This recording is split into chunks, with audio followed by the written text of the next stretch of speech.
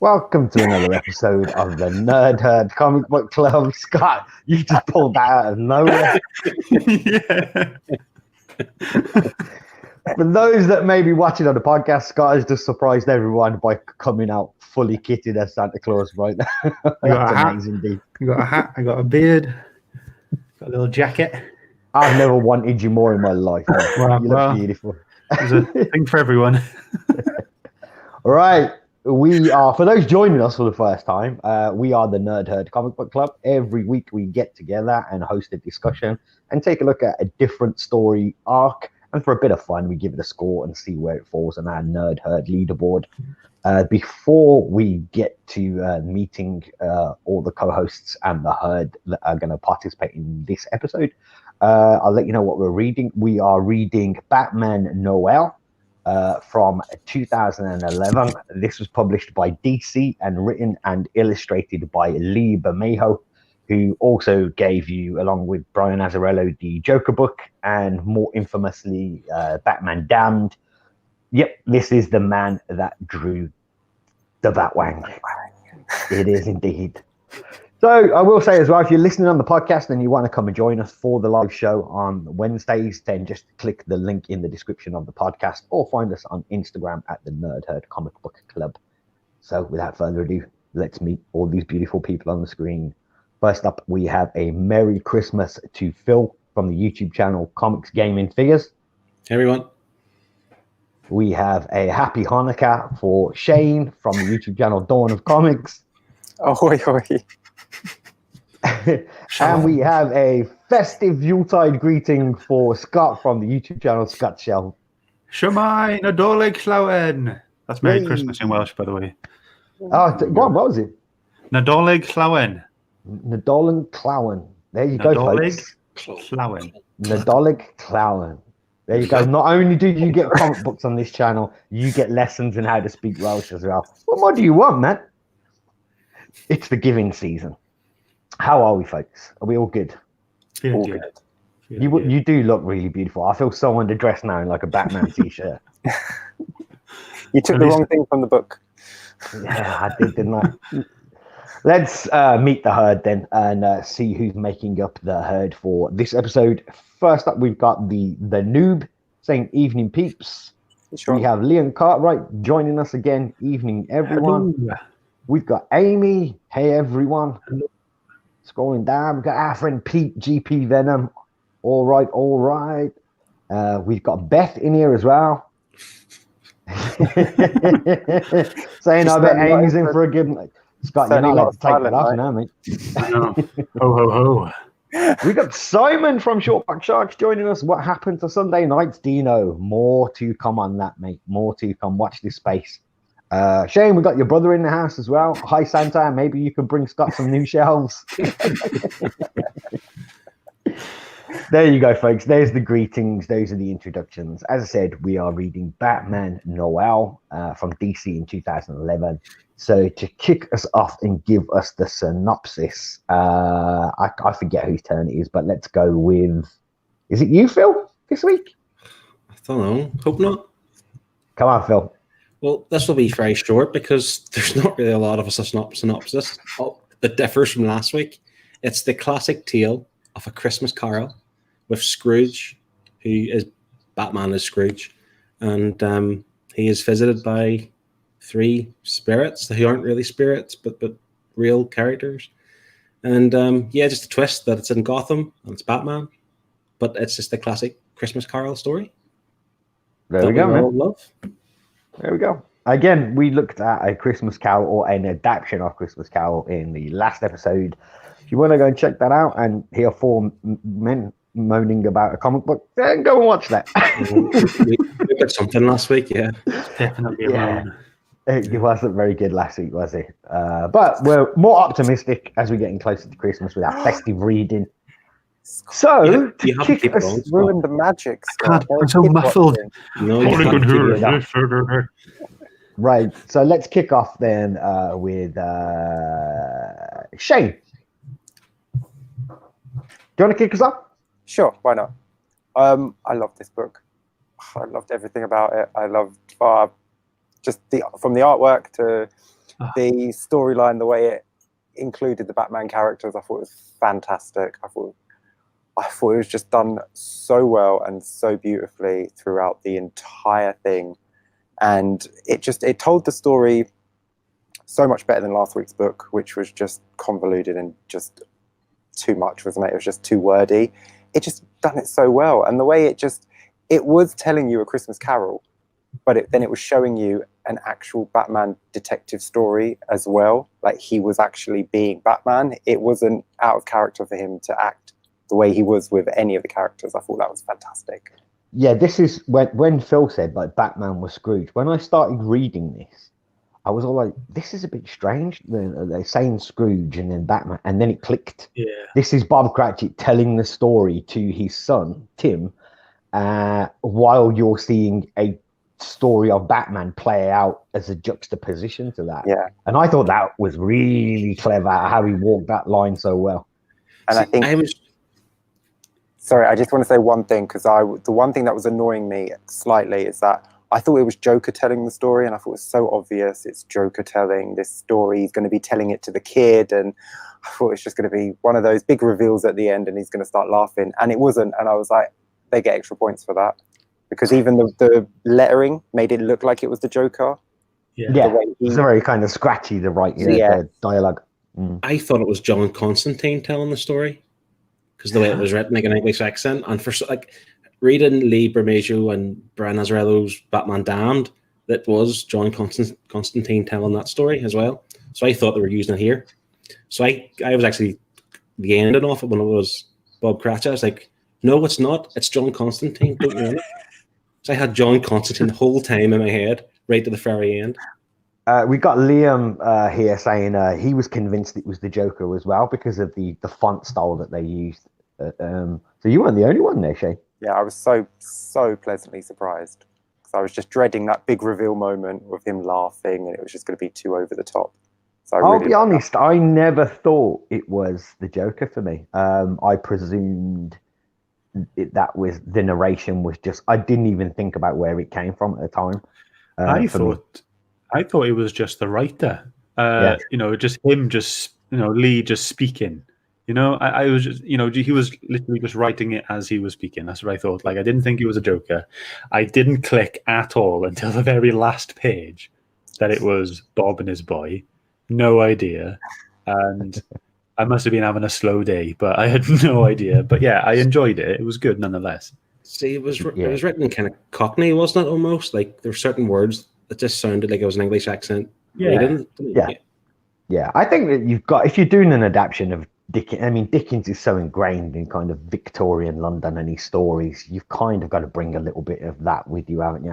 I think it makes up the vibe of A Christmas Carol so much. It has to be in there somewhere. I just want to say hello to the Grey Man here who's joined us as well.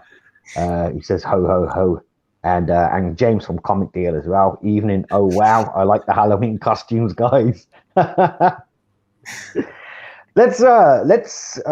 We're into this now. We already started talking a little bit about the writing, but we usually start with the art. So let's just hop to the art and then we'll hop back to the writing as well. So what do we think about the art, Phil?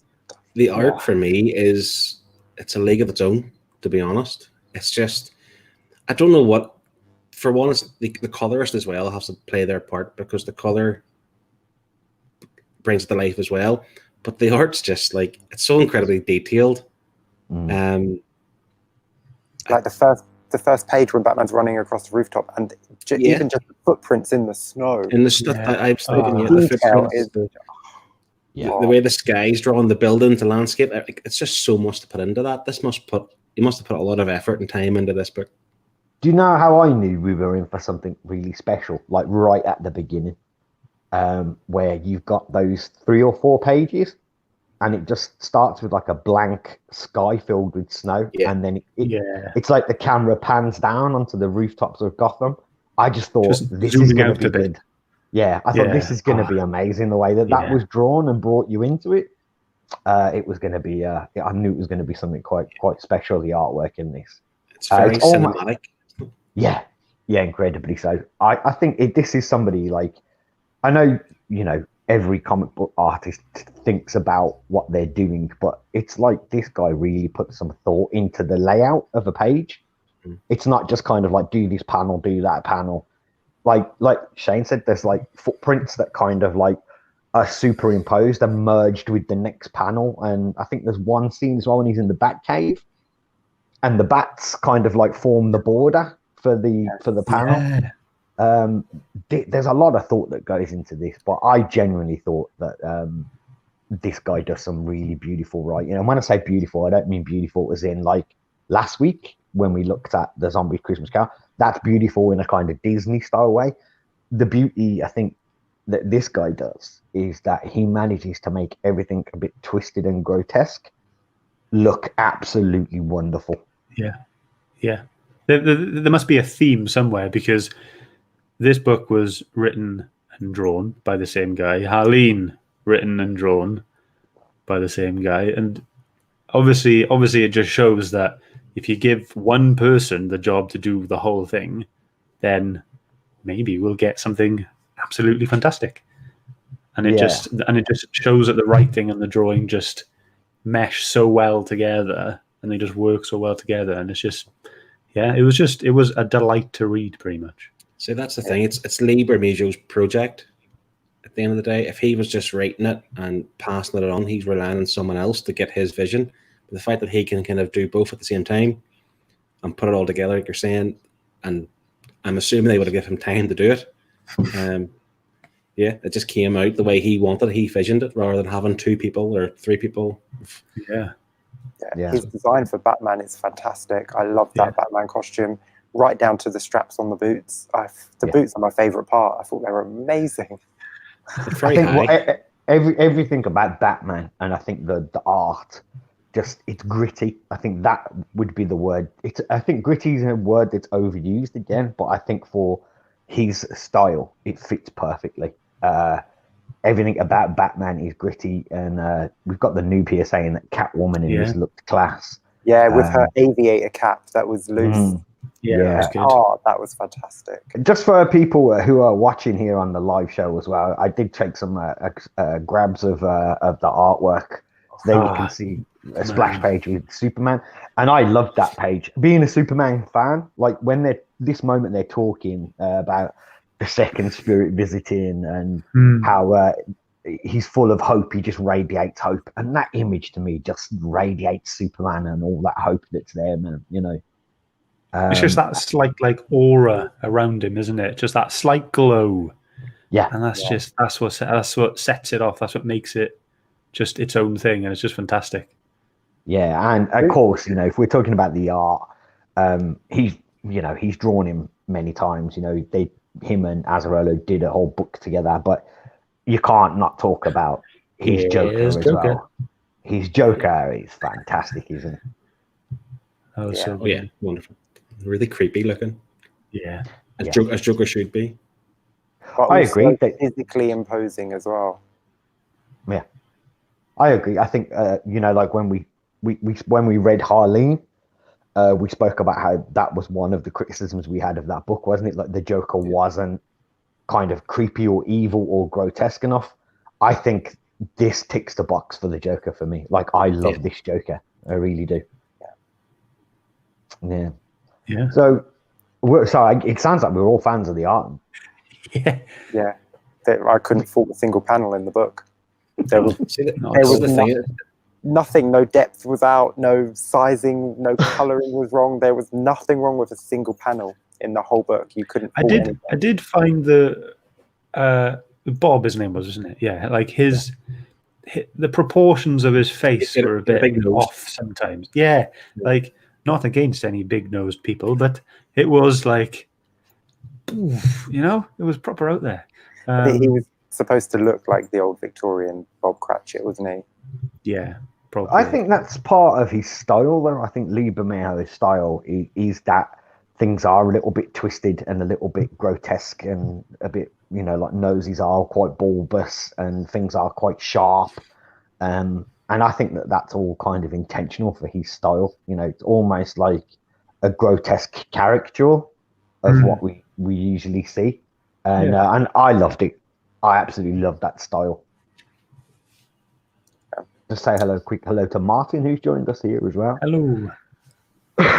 It's just like what you're saying before with the artwork. Like, not that I'm an artist, but because like he's not really following traditional panels as such, he's just drawing the page and fitting the panels in amongst his art almost. It's like, where do you start with that? Like, where do you start to draw on a page?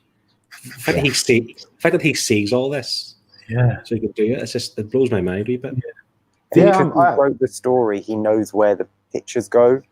I think that's what helps. If he was doing this for someone else's story, maybe he would do a more conventional comic page. Because it's his story, he knows exactly where everything should go on the page. Yeah. I don't know what format you guys read this in, but I read it digitally, and it had some extra pages, and it showed you some of the rough workings that he'd done. Yeah. Where it was a sketch and stuff and panels that weren't used. And like you, Phil, I remember looking at that going, I would not have a clue where to start with something like this. Sorry, Scott, you were going to say something. There were 2 pages. You know when Joker drags him off and chucks him in the grave, and then he sees the kind of future of how things may be in it. The kind of teams of Joker, people with like face painted like Joker, and then not painted people were like fighting each other.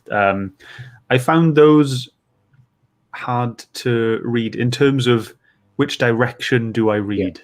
Do I read top to bottom? Like, do I read like top left, bottom left, or do I read top left, top right, bottom left, bottom right? Like how? Like I didn't understand where to go with those pages. There was just those 4 double pages, 2 double pages, isn't it? So it was. I just didn't quite understand where to go to read the narration parts and everything. But apart from that, like paneling.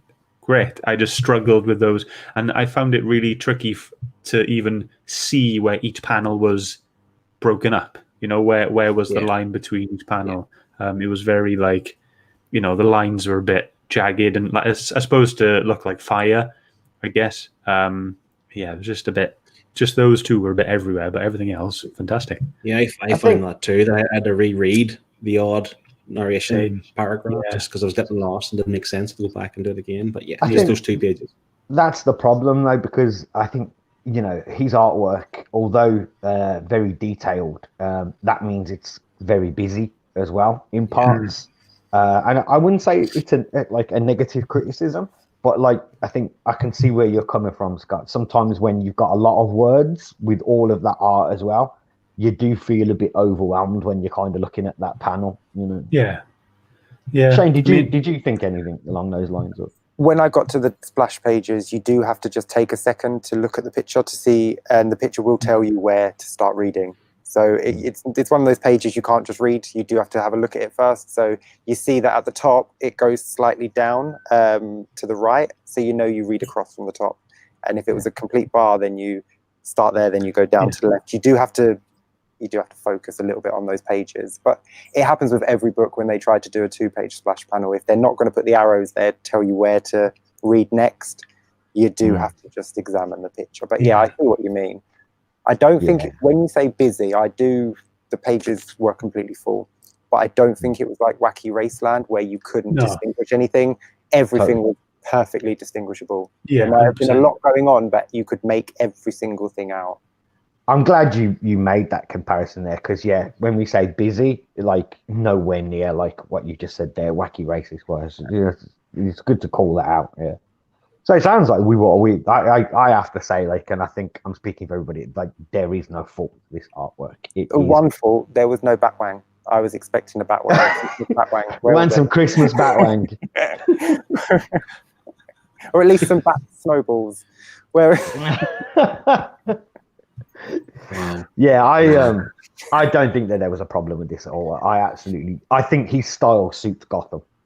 Oh yeah, more than most artists, in my opinion. It's definitely. That gritty, filthy, grotesque style that really makes Gotham pop. Like Shane said, there's not an inch of that page that doesn't have some detail in it, and Gotham just really stands out as this grotesque, grimy, place. And I can see here the noobs mentioning, and I nearly forgot this as well. Well done for mentioning this, Sean. He said, anyone else loved the Batmobile design on this book? For the one panel it was in. Yeah, I don't remember the Batmobile. Yeah, I'm trying to scroll through to find it now, but I can't remember it, to be honest. It was in the alley just before It was in the alleyway just before Superman. Yeah, when he drops him off, like. And then it's the car explodes. Yeah. Yeah. This is one thing in the entire book. There are two things in this book that are the down points for me, and one is Superman flies away. 3 seconds later, the Batmobile explodes, and he doesn't come back. Yeah, no. It's like a human would hear that, and Superman's got super hearing. So why didn't he come back to help Batman? That's one negative. It's a slight nitpick, but it's Superman even mentions, doesn't he? He could hear his heart, what was it? His breathing, his coughing or something. Yeah. And that was the second thing. Why does he's got a cough throughout the whole thing for no reason?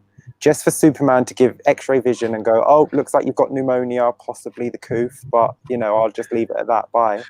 Yeah, I don't understand that myself. No, the sickness was there to show you, because when he was, going to the grave and stuff, and he collapsed. I think it's showing you, that he's poorly. So when you're getting to those parts in the story where they're saying like, yeah, when he's in the Batcave and you've got the Robin there and stuff, and he's remembering this, and it's talking about delusions and memories and things like that. I think that's part of him being ill. Like he's obviously very poorly, and he's literally on his last legs in half, kind of going. So he's delirious almost then. Yeah, kind of. Yeah, I think as it goes on, he starts to get a little bit more and more kind of surreal in his own mind. It wasn't needed because it didn't go anywhere. He just got better. I got better. He's just like, I climbed out of a grave and now I don't have a cough anymore. It's like, well, no, he didn't need it because the ghosts or the spirits he was being visited by were people he knows. So seeing Catwoman could have just brought up the memories of Robin. Seeing Superman. I agree with Sean here as well, and he says, look, the narrator states that this could all have possibly been in Batman's head due to the delirium, so they may not have actually been there.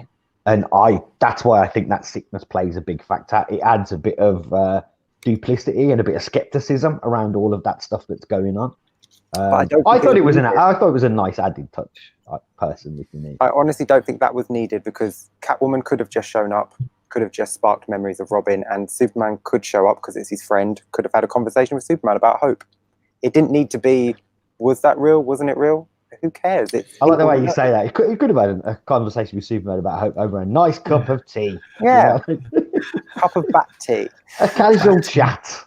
Because so then was the Joker part real? Because why would he, if he was only hallucinating the ghost of Christmas past and present, why wouldn't he also hallucinate the ghost of Christmas future? See, if you're going to do one, you have to do all. You can't just... No, but that's the thing. Like, you don't know. The impression I got is that this maybe crosses a line. Was some of it real and some of it not? Was part of it real? Was part of it not? I just thought they gave him the coof and he got over it by the end, and that was it. See, maybe it was a nice touch in there. Like I'm kind of with you a little bit, Shane. Like whether it was needed, I don't know, but I did enjoy that they put that in as well. Because if it was to make him weaker so that Joker could sort of overpower him, then why have the Batmobile blow up 3 feet away from him, which weakened him so Joker could overpower him? So you don't need two things there. You sort of have more things than you need to get Batman to the place where he needs to be. Does that make sense? I have no, I don't know. You'll have to write a letter to Lee and ask him. Yeah, to Lee, yeah.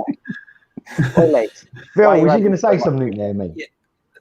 I'm getting more and more confused the more we talk about it now, because at the end, like, I got the impression that Bob Cratchit was telling the classic story to his son, right? So all this Batman stuff was just like coincidental that it was happening. He wasn't telling the story of Batman. It was all just fitting in with the story. Yeah. So in terms of like this, like Bob Cratchit isn't going to know all the accurate details of coughs and so on, whatever. It just happens to fit in. But now I'm thinking, like, was it like what did this happen to Batman as such, or is this just like? I don't know. I'm really confused now. I'm more confused than I was when I started reading it. Do you know what I'm trying to say? It's like it feels now that I don't know. Yeah, but I kind of liked the. I'm a big fan of like unreliable narrators in stories. I quite like that Did it happen? Was it real? Did this really go down the way that it was? I kind of like that sometimes. I feel like there was more. There was more that happened that we just didn't see because it didn't fit in with Bob's story. If you know what I mean. Like the Joker fight lasted one panel. He kicked him. He was down. It maybe in real life, Batman's real life was expanded, but because it didn't fit in with Bob's story, we didn't see it. Do you know what I'm trying to say? It's like maybe. Yeah, it's like just taking snippets. Yeah. I think what I did like though was when you said there, that, you've got Bob reading this story.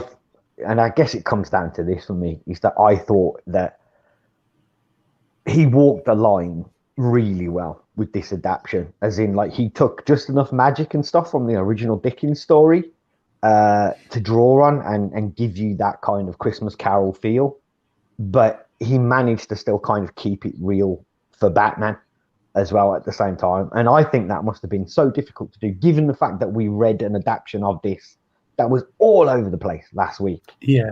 I thought, and don't get me wrong, I'm not saying it was perfect. It did kind of bump off the tracks now and again, here and there. But overall, I think he managed to really hold that down really well. Yeah. I think because it had quite a low page count, that it was quite concise, wasn't it? And it was just got everything across. It didn't drag on for 5 issues. And it was what do you think about this? and it was what it didn't waffle. It just said what it needed to say, and that was it. Sorry, Shane, you were going to say something. I was just going to say the one thing is it's not a negative. It might not even be a positive, but I did notice that if you took the narration out, would you know that this was based on A Christmas Carol? Or would this just be a night in Gotham where Batman meets Catwoman? No, you wouldn't. That's the point. The narration is telling the story of Christmas Carol from as Bob is telling that to his son. But visually, we are seeing Batman, that playing out there with him. So yeah, if you remove the narration, that's the part that carries the Christmas Carol. Unless you visually, then you're just left with the Batman story. I really like that. I like that you could take a section out and you'd have a completely different book, because you could read this as a completely separate story and have just a nice Batman story as well that you could read in July, December. Yeah, I think you could read this any time of the year and still enjoy it, really. It was that kind of engaging. Just addressing just a hello to Subshock here. He's saying, I haven't decided if Dino's DC comics on the top shelf are in order or not. Would have those with OCD feminine mouth. I can confirm they are all in order. There are a couple missing here and there, but they are all in order. That's the big brother checking in. Oh, is it? He's checking up on you, mate. Well, don't call him any names. No sibling rivalry. Yeah, I thought that was a massive selling point here, but I could see some people maybe not digging that. If that's not your kind of thing, I guess maybe you wouldn't really feel as much love for me as this. But I really felt that he didn't try and make it a Christmas Carol. That's what I loved about it. Like that last week, the Zombies Christmas Carol, they tried to make it unnecessarily a Christmas Carol. And then unnecessarily put these zombies in when it just all was just unnecessary. This I thought was just beautifully done. He just took the elements that were needed, and then he just kept it a Bat story. He didn't make Batman Scrooge or anything like that. The reference was there given the narration, but he didn't try and hang on. I think Liam here is saying, going back to how I thought it was the Joker narrating, coupling that with the vision of Robin, I was convinced it was going to be a Christmas Carol spin on a death in the family, with the twist being Joker telling the story to Jason. Oh, that would have been great. You just got Shane excited. Oh, yeah, I like it, but a bit too dark for the ending of A Christmas Carol. I guess it would be dark, but that would be even darker, right, as he's walking up to him with a crowbar. Yeah, no. Yeah, you've got to keep it Christmas. I don't think you can be like, ho, ho, ho, crowbar to the face. Like, I don't think that's going to... I really like the previous Batman, when it went back and you saw him and Robin and he had the old style design with the bat symbol, and he was just he looked happier as well, didn't he? I really liked that. I liked everything, every panel, every page was beautiful. The thing about the narration as well, just to compare it to last week's book, where we had mentioned that the narration was very almost trying to copy the original book and style of writing, where this was just like a dad telling his son the story, like regurgitating it. So he probably got some details wrong. He was throwing in kind of slang almost, and it made it just more, doesn't it? He says, "I might get some of these bits wrong because my dad told me this, and he heard it from someone." So yeah, which then goes back to can't even speak. Add further credibility to what Phil was saying about, you know, maybe Bob was getting some things wrong or not remembering some things, you know. Yeah. I mean, can I just raise GP Phenom's comment that why is Scott dressed as Naughty? Now that you've removed your beard, you really do look like Naughty. That's true, mate. You do, yeah. Here's a fun fact for you as well. When I was kind of reading up on Batman Noel, and I found that in the video games, Arkham Origins and Arkham Knight, there is a version of the Batman Noel suit that you that you can use as well. I played both of those games, but I don't remember that being. I don't remember this. I'm gonna have to check this out. That design for that costume is phenomenal. Every single detail, every cross stitch, every button, every pouch, every strap is just perfectly placed. He's like a master seamstress. It's almost as if like that's how Batman should look, because Batman's going to fight crime in the deadliest city in the world, according to the book. So if he goes out wearing tights and a cape, it doesn't really make sense. But this suit is more kind of heavy armor, heavy duty. Like it's going to be more robust and withstand blast and fight scenes and so on. Oh yeah, you even like Shane said that you see the boot prints at the beginning, and they look like some proper hefty boots, don't they? Some like so serious kind of military type boots. Yeah, you even see the soles of his boots in the cave. Yeah. The design on the soles of his shoes, because you see him on Catwoman's boots as well. Like the detail just to the sole of the boot shows you how much this man cares. Do you know what I loved as well, which is a bit strange? Like, for example, whenever the Batmobile blew up, it said kaboom, right? Doesn't sound like a bomb whatsoever. But when Batman was running in the snow, and I can't remember what way he spelled it, but it was like crunch, crunch, crunch. Like those, I heard snow crunch by reading. Yeah, and when they like landed from a jump or a fall, there would be a whump. It's like just the way it kind of portrayed the sound effects made them more real. Yeah. The term is onomatopoeia, I do believe, isn't it? I'll take your word for it. When you use sounds to describe, that's what that is. There you go, folks. You've learnt Welsh. You've learnt some grammatical words. Every day's a school day here, man. And I look like Noddy. Sound like him too. We've got GP Venom here confirming. He says, yes, there is. I guess he's talking about the Batman Noel suit in the video games there. He's saying he has it. The action figure of a dude is pretty awesome. Oh, God, yeah. That DC Designer series, I've got that here up on the shelf, and it is one of my favorites out of the whole DC Designer series. I have like Joker one. Say again, mate? How do they not do a Joker figure from that line? Yeah, they didn't, did they?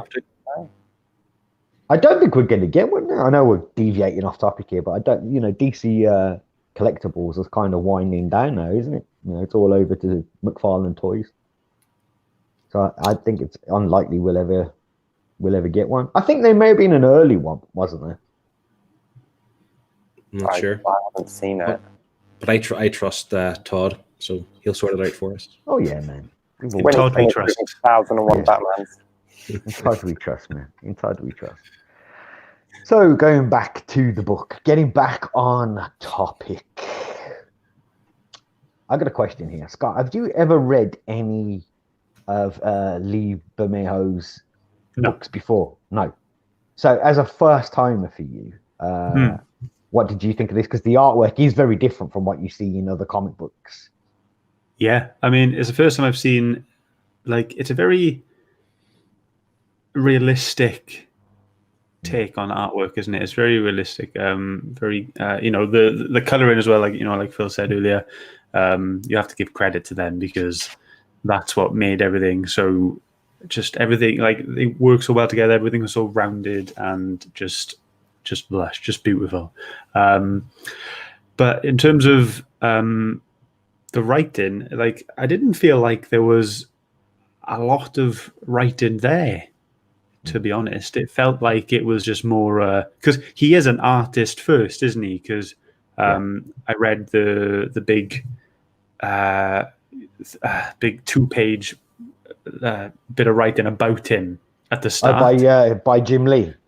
Yes, yeah. And just like basically singing his praises, being like, this guy is an awesome artist, and now he's putting his hand to writing as well.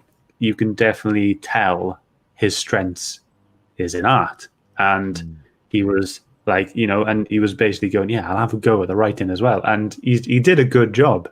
But there was definitely, if you look at how Harleen was, that was chock-a-block with writing and then some really good art. But this time it's like bloody fantastic art and some pretty good writing. Do you know what I mean? I wonder then if this made the perfect story for him then in that context, because it's a one-off. Right, essentially you're getting 2 stories in this, aren't you? As we just said, you're getting the narration of A Christmas Carol, which, as you just said, requires very little writing because that story's already been told millions and millions of times before. But the story he told was all told visually. The Batman story was all told through mainly artwork and the dialogue boxes that we had there. So maybe you're right. Maybe this was a good fit for him then, seeing as he was an artist first and a writer second. Definitely some stuff to build on. It's a good start. I'm not sure what else he's ever written, to be honest. I've only ever known him as an artist, apart from writing this. But as you're saying, he had the source material. It didn't really require a lot of thought. Like, I don't know what he's like as a writer, but I couldn't imagine he could write something like Harleen. Like, I don't think he'd be that way inclined to do something that good. But he has the source material here, and he's just basically done his spin on it. But has he written much else before? I don't really know. I don't think so. No, I think he's predominantly an artist. But again, you're saying like there's not a lot of writing on this book. I mean, there was a lot, but a lot of it is told visually. That is still storytelling. 100%. So I think that was really clever of him. Maybe he made that decision and he went, you know what, my main skill is as an artist. Maybe rely on that more to tell the story than essentially the words and the narration. I thought he did really well. His strengths, didn't he? Yeah, and he did well. So, does anybody have anything bad to say about the book? Well, now just that you have sort of flipped on its head the coughing and stuff like that, that's no longer a negative for me. So. Oh, Shane's seen the light. Yep, you've upped the score for me. So, for me, it was just those double pages. Like, really struggled to follow them in terms of what to read next, and maybe the fact that Bob was telling the story, and it did jump some bits. Like some gaps could be filled. But that's not a bad thing. But if people wanted more, they could have been more. Some little gaps could have been filled in. For me, it was just. Sorry, Phil. Go on. I was just going to say just how easy the Joker was defeated in the end, I suppose. But I suppose they couldn't drag it on for much longer, really, could they? I think if you'd have left the Joker in there for too long, I mean. Yeah. It maybe would have overshadowed the story because this wasn't a story about the Batman and Joker. This was a story about Batman learning that lesson that Scrooge learned about not letting life make you too bitter and too dark, and the way that you fight that is through kind of love and generosity with people. And I think it was a perfect story alongside Batman, because Batman has that darkness anyway. I thought it fit really well, you know, as a moral to a Batman story. And I don't think the Joker was defeated too easily. I mean, he does fly through the window and kick him, but then that's so. I mean, at that speed, you'd knock anyone down.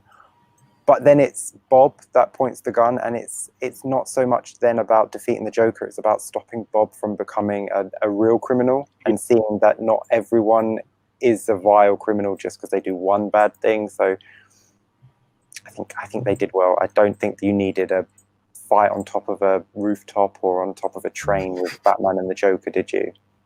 It's worth pointing out as well that Batman is really intense in this as well, isn't he? As far as that darkness in him goes, it's really intense in this book. Yeah, like, Bobby. He didn't care for Bob at the start. Had no interest in the safety. Nope. But this is What the about first the week.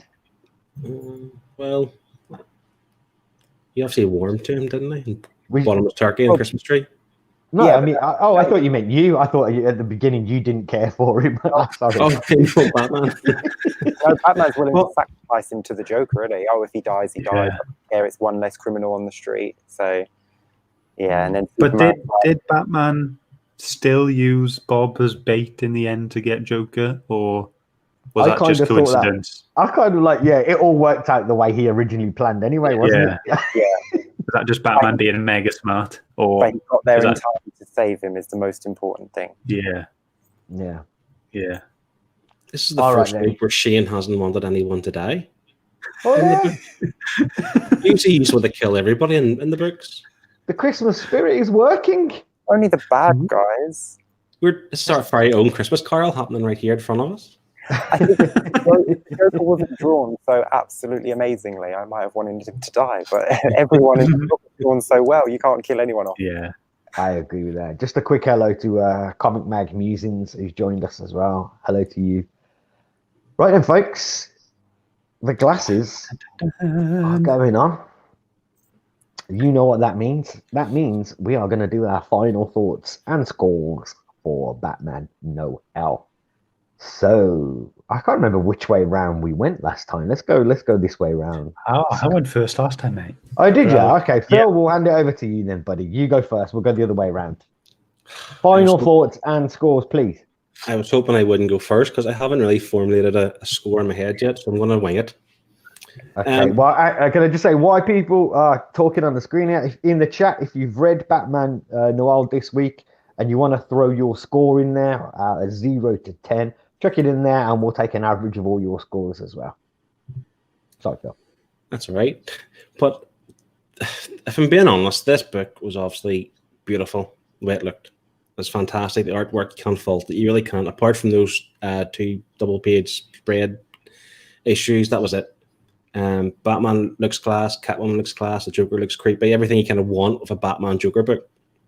The story, because we've read it now twice in a week, I was bored of the Christmas Carol story. Zombies. Did you want zombies, Phil? There was no zombies really in the last book, so but I don't know. Like I still feel like for the Christmas Carol perspective, there wasn't those same lines as we mentioned last week. You know, here's your shillings or whatever it is. Go buy your turkey. Like I know that's like not important here really, but I just feel like if you're going to have a Christmas Carol, you need to include certain things like that. But I can't come down too hard on it. I like the narration that way it was, like his own kind of regurgitated version of it almost. Like, here's the story my dad told me, and he's probably heard by his dad and so on.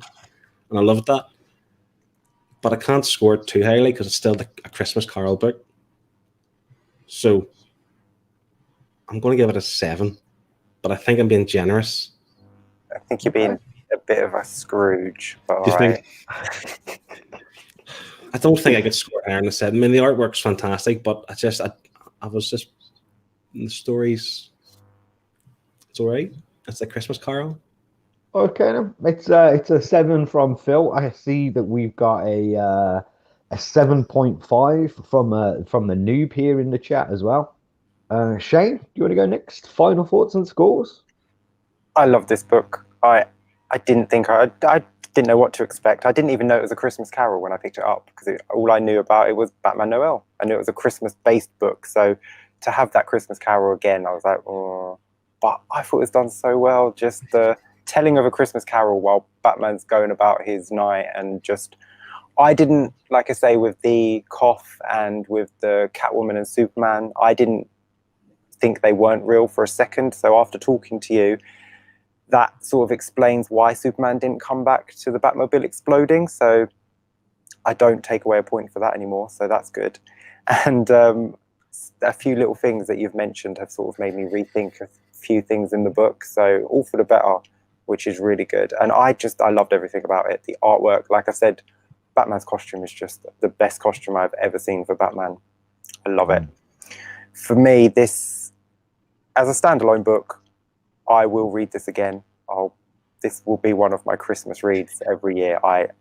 Even if I just go back and look at the pictures and I don't bother reading it, it's just beautiful. I can't fault it. And I'm going to give it, I have to be honest to myself. And if I give it anything other than a 9, then I'm not being honest to myself. This is one of my 9 books. Woo! It's a 9. A 9 from Shane there. Wow. Loved it. Pretty good. I can see GP Venom and Pete in here. I think that's a bit harsh of you there, Pete, mate. It's just a Christmas Carol. I would give it a 3. Scott, how about yourself? Final thoughts and scores? Wow. Yeah, I loved the art was brilliant. I loved how the first couple of pages just set you up for the kind of feel you were going to get for the rest of the book. Character designs, everything was spot on. Like everyone else has said, costumes was brilliant. I did have that issue with the proportions with Bob's face here and there. It kind of looked like kind of got like a fisheye lens kind of vibe from it. But hopefully other people will think the same. Yeah, it was really clever how the art told its own story apart from the narration, which was also very good. The whole thing about the cough making him have that kind of delusion, well, maybe a delusion, and then that kind of brings in the whole like spirit kind of aspect of the Christmas Carol story, because if they're in their head, if they're in Batman's head, they're not really there. You know what I mean? So they are kind of visiting him. So I thought that was quite nice. My favorite design of the whole book was Superman. I think that was absolutely fantastic and just stunning. But overall, yeah, it was just a Christmas Carol, like Chinese whispered story. Guy from a guy from a guy, and with just some Batman stuff in the background. And yeah, I think I'm going to go the same as Phil and give it a 7. I feel good about that now. I was panicking. Don't panic. It's your score. You can score it. You do you, mate. Yeah. Right.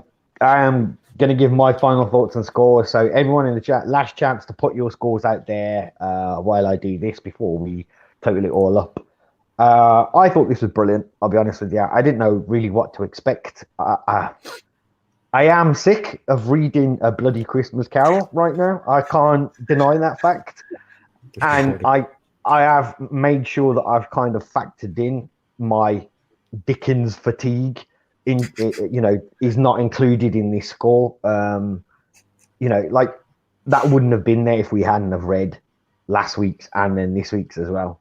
But overall, I thought you did a beautiful job with this. As far as an adaptation goes, I don't think you could adapt this for a comic book better than this guy did in this. I don't know how you would do that better than what he did right here with any of those other characters that you could choose from, both Marvel and DC, in my opinion. Right character, Batman, right artist. It was beautiful. And like I said, I like the way he walked that line. He took just enough from Dickens to have the narration there, but then gave us a whole Batman story on top of that. So essentially you're getting the two things mixed in and all blended in there as well. Yeah, it was confusing at times. And as I said earlier, it did come off the rails at certain points. But I think whenever it did, he managed to bring it back a little bit. And overall, I thought it was great. Like, it wasn't. This ain't going to be something that blows you away. I don't think it's going to go down as like a classic story arc, but fully enjoyable, completely fun. And I think if you want a Christmas read, you've got to put this on your list, I think. Like I said, I don't think there could be a better adaptation for a comic book of this story. So, with that said, for me, it's an 8. Nice. Great. Yeah, we're really quiet there. We're all in the same kind of ballpark, really, aren't we? Yeah. Yeah, I don't think we're too far away from each other there. We got you 2 7.5s from you, a 9 from Shane, and then 7. And then, oh, sorry, yes, 2 7s. And then the 8 from me. So that means, looking at the chat, we had only 2 scores. Oh, really? That's poor, man. Where's everybody? Nobody read the Batman this week. Come on. I've seen a few. I've seen more than 2. Yeah, what about Lee? He said something. Liam, Oh, he said sorry. something. Oh, Liam, I missed you, mate. I apologize. Look at this. I'm not doing my job properly today, am I? You're doing perfectly. What you mean badly? Perfectly badly. So it's a 7 from Liam. Sorry, Liam. I do apologize. The comments have just jumped down as well. So the chat, and you can blame GP Venom for this. It's coming in at a 5.8. Wow.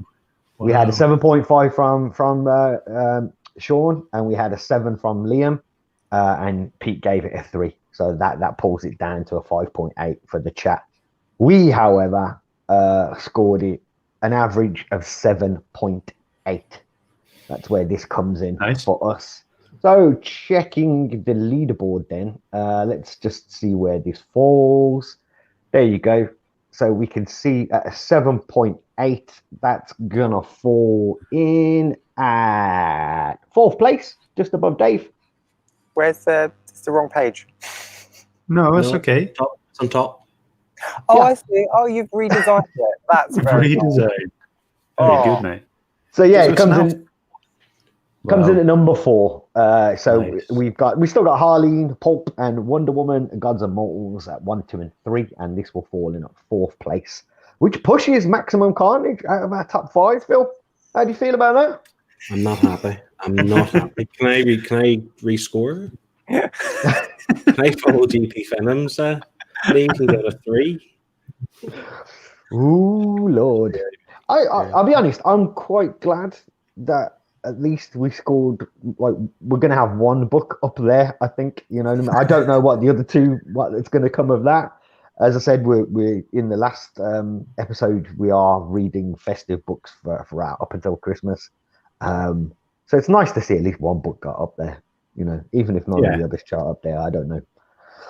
But yeah, so next week, then folks, next week, as I said, we will continue the festive reading, and this one was chosen by none other than Mr. Phil here. Phil, do you want to tell people what we're reading next week? We're going to read the wonderful origin story of the big man himself through the mind of Grant Morrison, Klaus. Look how cool that cover is. That is brilliant. That is Dan Mora on the So art. badass, man. Dan Mora as well, my favorite artist at the moment. I'm pumped. Yeah, I'll be honest, I've not read this, but I'm a big fan of both Grant Morrison and Dan Mora, so I am looking forward to this one. And for those that want to read along, this is the first volume, I believe, from 2015, and it was published by Boom Studios. So if you want to read along, get reading, and then come join us next week on Wednesday, and you can come and share your thoughts and scores with us, and we'll all have a laugh, etc. And there's no Charles Dickens Oh, thank God. involved in this whatsoever. Thank You get a God. week off. You get some time off.